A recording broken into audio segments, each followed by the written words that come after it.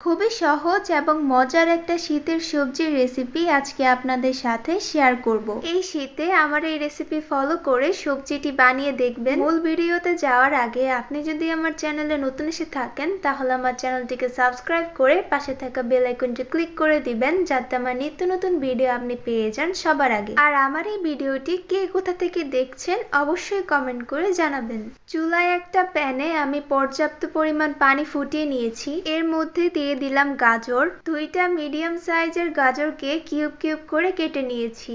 গাজরটা 90% সিদ্ধ হয়ে যাওয়ার পর এর মধ্যে দিয়ে দিলাম ফুলকপি। ফুলকপিটা দিয়ে 1 মিনিটের মতো ভাপিয়ে নিলাম। এখন একই কড়াইয়ে পানি ঝরিয়ে 3 থেকে 4 টেবিল চামচ তেল দিয়ে দিলাম। তেলটা কিছুটা গরম হয়ে গেলে বড় সাইজের গোল একটা বেগুন কিউব কিউব করে কেটে দিয়ে দিলাম। এর মধ্যে সামান্য লবণ আর হলুদ দিয়ে বেগুনগুলোকে ভালো করে ভেজে নিতে হবে।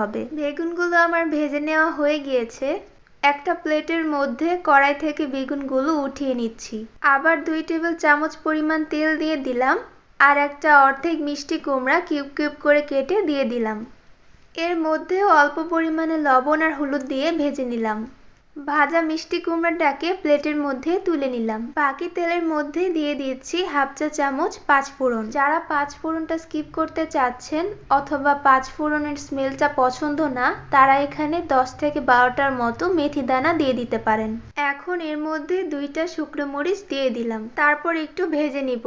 ভাজা হয়ে গেলে 2টা মিডিয়াম সাইজের পেঁয়াজ কুচি করে দিয়ে দিলাম। তারপর হালকা করে একটু ভেজে নিলাম। এর মধ্যে 20 থেকে 25টার মতো সিম দিয়ে দিলাম আর দিয়ে দিলাম কাঁচা মরিচ ফালি। এগুলোকে কিছুক্ষণ নাড়িয়ে চাড়িয়ে একটু ভেজে নিলাম।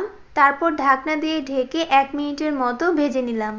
1 মিনিট পর ঢাকনাটা খুলে দিলাম। ভাজা হয়ে গিয়েছে। এখন দিয়ে দিলাম হাফ চা চামচ হলুদের গুঁড়া, হাফ চা চামচ মরিচের গুঁড়া, 1 চা চামচ রসুনের পেস্ট আর হাফ চা চামচ আদা বাটা। এবার একটু পানি দিয়ে এই মশলাগুলোকে সিমের সাথে ভালো করে কষিয়ে নিতে হবে। মিডিয়াম সাইজের 2টা টমেটো ছোট করে কিউব কিউব করে কেটে নিয়েছি, সেটা দিয়ে দিলাম। এখন ভালো করে কষিয়ে নিব।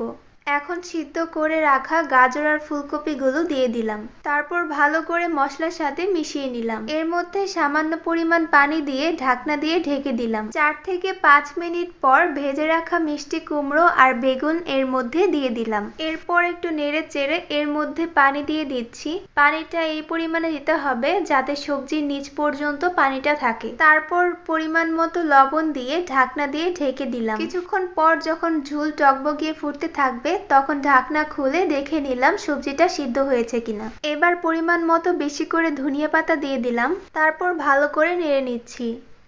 তৈরি হয়ে গেছে আমার মজাদার শীতের সবজি। আশা করছি রেসিপি সবার কাছে ভালো লেগেছে।